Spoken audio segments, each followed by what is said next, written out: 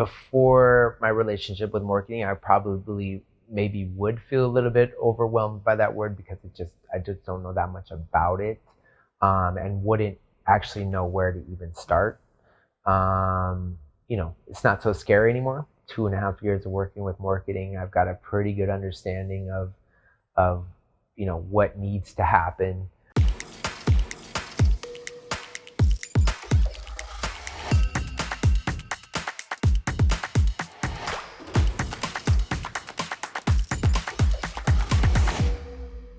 My name is Shane Riley. I'm the Vice President of Airmark Components. We are an aircraft component repair station, which basically means we repair, overhaul, test aircraft components. I put vendors in two different categories. I put, vendors as suppliers, and then service providers. Well, I'd say the initial big problem was something I didn't have to find out about. It was something I definitely was well aware of. It'd been a pain point for many years. Our website, number one, was woefully insufficient.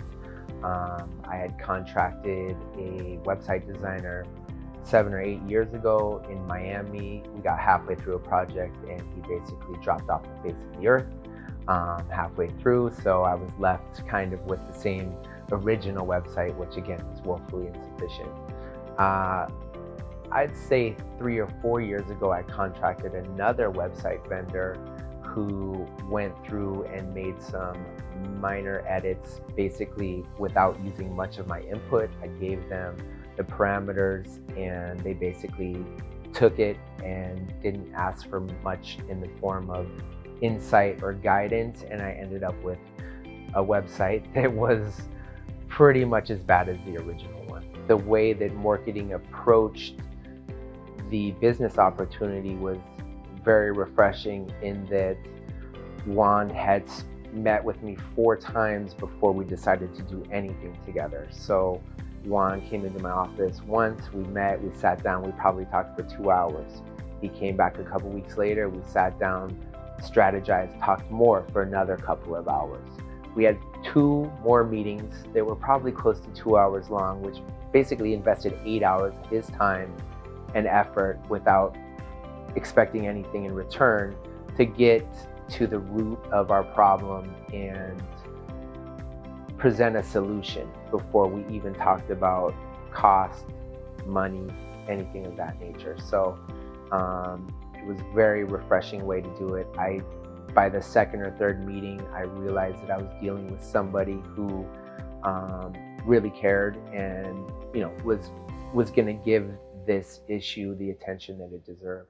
So initially, it was to basically rewire the infrastructure of the website. Throughout the project, it started as a rework, creating some additional content, getting some pictures and videos on, and it grew and morphed into a much larger project using APIs, real-time tracking, a lot of other automated areas, and basically areas that enhance the customer experience tremendously while they were visiting the website. So it started as just a small website revamp, and it grew into this massive project that has really changed the way that our customers interact with us. Marketing took ownership of the project from day one. It wasn't necessarily just my project, it was marketing and Airmark's project together. I think that was the big difference, is that there was instant buy-in and it wasn't me alone. It was, we're in this together and we're gonna make this happen. I can't say enough about Juan. Juan was there every step of the way. And in many instances, he was the one who was nudging. So a lot of the times it's been me nudging the vendors and getting them going. In this relationship, it's been Juan nudging me and keeping the ball rolling. And working with his developer, who is just a genius, for lack of a better term. He's got the team and he's got the leadership to keep them all pointing in the right direction, and he has the customer the customer service side of him is just inherent in his nature. Yes, there's a cost associated with hiring an outside firm to do something, but if you hire the right one, the cost benefit analysis is great. So you got to let the professionals in certain instances handle what they're good at and do what they're pros at. And I can't imagine taking this project on without marketing. I've learned so much more about marketing than I would have ever even imagined. So many facets of marketing that the average person doesn't think about. It's not just a matter of throwing content out there. There's got to be a strategy behind it. There's got to be a targeting. There's got to be all these things that the normal person just doesn't think about.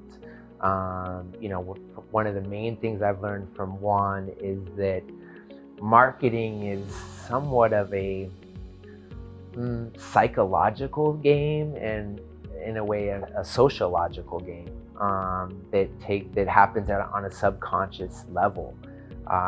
I never really put that much thought and effort into understanding what goes behind it. And now that I've sat with Juan and we've strategized all different types of things and targeted certain different types of audiences with different strategies, I've realized that there's just so many facets to marketing, and it's actually it's very interesting. I don't think I've ever had a service vendor that is as responsive as marketing is. Things are always moving and nothing ever sits. Number two, I'd say customer service. I mean, that comes back, it points kind of back to number one, but the level of customer service that I get across the board, the professionalism, the courtesy, the respect for my time, which is huge, is really, it's amazing, to be quite honest. Number three is, at the end of the day, the job has to get done, and the job gets done. Marketing for Airmark means more than just marketing. It is marketing for us for sure, but it's been a lot of design. It's been automation. It's been a means for us to run leaner and more efficient. Beyond that, I've got a great relationship with Juan, and I feel like Airmark and marketing are going to be doing business until I retire, probably, hopefully after that. And I'm 25 years from retiring, so we're going to be together for a long time, and there's going to be a lot of projects to work on, and we're going to continue advancing the ball.